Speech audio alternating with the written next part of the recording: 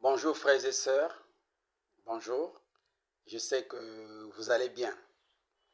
Bien, ce matin, je viens tout juste encourager un frère ou bien une sœur, je ne sais pas parce que dans quelle situation tu vis, mais je viens encourager quelqu'un ce matin et je viens vous rappeler une histoire qui s'est passée dans la Bible.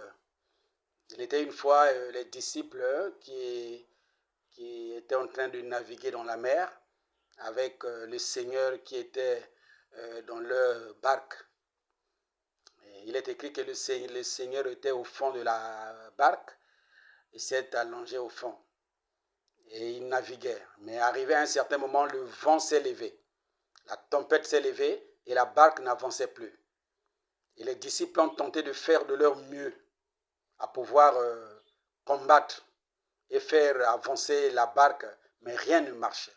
Et quand ils se sont rendus compte que la situation était devenue grave, ils ont dit non, non, non, si on continue à se battre seul comme ça, on risque de perdre nos vies. Ils ont réveillé le Seigneur Jésus et quand le Seigneur s'est réveillé, alors il a parlé sévèrement au vent et tout est rentré dans l'ordre. Donc ce matin, je ne sais pas quelle situation tu vis, qu'est-ce que tu traverses dans ta vie, voilà. Est-ce que ta vie avance? Il se peut que tout est bloqué, la vie n'avance plus, ou bien il y a une situation qui s'est levée dans ta vie, qui tente de prendre le contrôle de ta vie ne progresse plus, ou encore, voilà, une maladie, ou bien je ne sais pas quelle situation tu vis. Mais je te dis tout simplement que si tu as déjà essayé tous les moyens, tu as déjà tenté tous les moyens, tu as déjà essayé avec ton intelligence, avec l'aide des hommes, tout, tu n'as pas pu. Mais je viens te rappeler ce matin qu'il y a le Seigneur Jésus-Christ dans ta barque qui est ta vie et tu l'as laissé peut-être endormi et je te conseille de le réveiller ce matin. Réveille-le ce matin, dis-lui Seigneur, réveille-toi, je péris.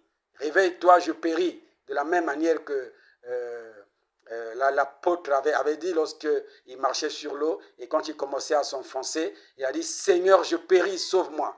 Voilà, on appelle ça des prières cris. Voilà, donc mon frère, ma soeur, ne te décourage pas. Nous avons un Seigneur qui est vivant.